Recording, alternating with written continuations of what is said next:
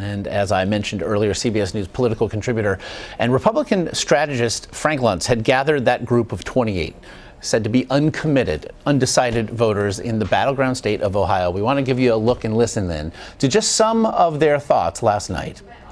Who thought Tim Kaine won this evening? Raise your hands. We only have 4 of you. Give me a word or phrase to describe Tim Kaine, because I want to understand what he was unable to do that Hillary Clinton was able to do a week ago. Very reactionary. Small and condescending.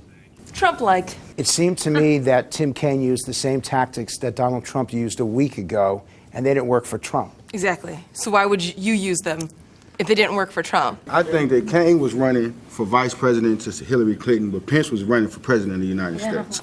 Who do you think performed better, Hillary Clinton or Tim Kaine? Hillary. Who do we think performed better, Donald Trump or Mike Pence? CBS News contributor, Republican strategist Frank Luntz joins us now from Cleveland. And Frank, again, you did that dial testing with the focus group we just heard from, gauging again real-time reactions to the candidates as they debated. And we're looking at some of the spaghetti strands now. So green represents Clinton voters, red represents Trump voters, yellow represents undecided. So to the debate we then go, Frank, last night. Our John Dickerson called it, perhaps for all watching, a bicker fest. It's clear that that group you spent time with last night agreed. But according to the focus group, what were the high points for each candidate?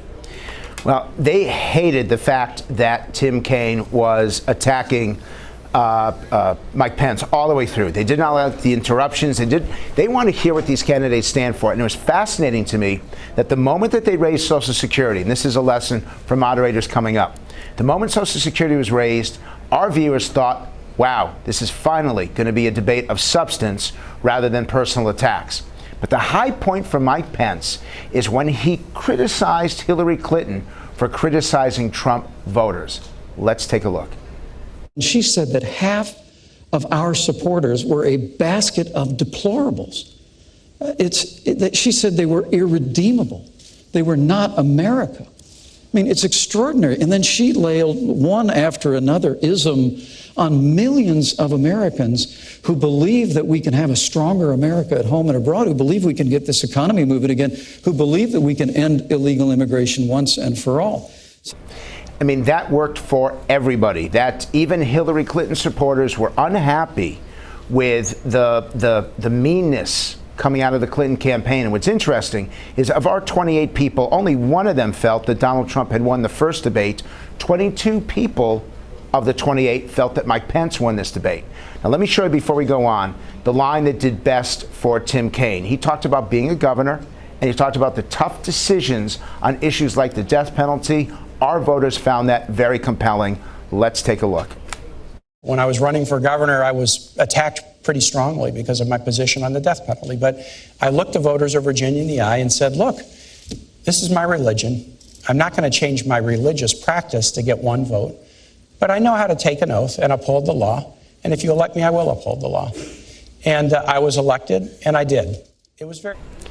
And that's what's powerful. When you actually show voters something of yourself, when you personalize it that way, they appreciate it. They all felt that this was a much better debate than the presidential debate. And Donald Trump can learn something here. Number one, do not interrupt the moderator. Do not interrupt the voters. And do not interrupt your opponent. Number two, give them at least one specific. Give them an example of what you're going to do on day 1 or day 10 or day 100. And number three, and this is probably the most important, when you tell them something about yourself, it doesn't require you to criticize your opponent. Tell them what you are for, not just what you are against. That little bit there, especially at the end, I mean, it was really the last 10 to 15 minutes where suddenly, again, as many have mentioned, this debate suddenly seemed like perhaps the debate everybody had hoped it would be at the beginning of the 90 minutes. Interestingly, then as you dealt with your focus group, in their immediate reaction, I was struck last night Frank, when we saw the mentions of tax returns. There were 10 in all, as they regard Donald Trump. Obviously something that has dogged his campaign, certainly in the last week or so. And it was compared by you to the email scandal that Hillary Clinton has dealt with for months and months. And you simply asked the zero-sum question, what's more important, emails or taxes? There were 28 people in that room, Frank. 25 say that the emails are more important. And you understand why? Because the assumption is that Donald Trump paid very little or nothing in taxes. But that's a personal issue. The assumption is that there were some serious breaches in those emails. That is a national security issue. They have problems with trust in both candidates. But the problem for Hillary Clinton is that sense of there's no authenticity. There's nothing real there. And the sense with Trump is that there's too much anger. There's too much bitterness, that he just attacks too much. Clinton has to prove that she can be trusted.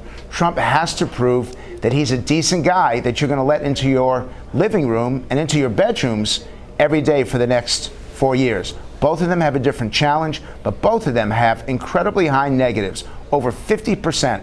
And the last time that happened in a modern election campaign is never. And so perhaps the aftermath of this debate will carry us through perhaps to Sunday, when the presidential debate part 2 eclipses all things yet again. Get you out of here then on this one. I was also struck in watching you first, immediately following the debate, just moments afterwards, you walked your focus group through your questions, and at the end you asked, ultimately though, this is a vice presidential debate, did anything you see tonight tangibly impact how you will vote? And one person raised their hand. You did it then again here on CBSN, not 30 minutes later, and you asked that same question, and more hands went up. It seemed even in that short amount of time, the impact of this debate, albeit a vice presidential debate in an election cycle unlike any other, was clearly seen. Well, there are two separate questions. One of them is, did it shift your opinion on what you thought of the candidates? And there, more than half shifted, and most of them shifted to Trump. Did it change your vote? Only in one case. And in fact, the person whose vote was changed was a Tim Kaine, moved towards Kaine. So, and this is what a vice presidential campaign debate does. It sets the tone, it sets the demeanor. In essence, it's a reset for the Trump campaign, and they should be very happy right now. And by the way, I want to raise one point with you.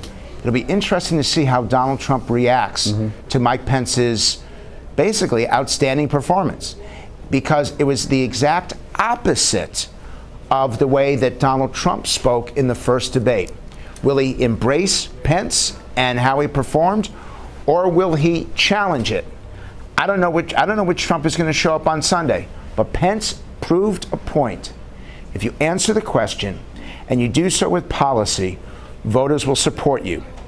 If you do so with interruptions and basically abuse, voters will reject it. And certainly set about perhaps settling a rather jittery base. Frank Luntz, as always, very fascinating stuff here. Very much appreciate it.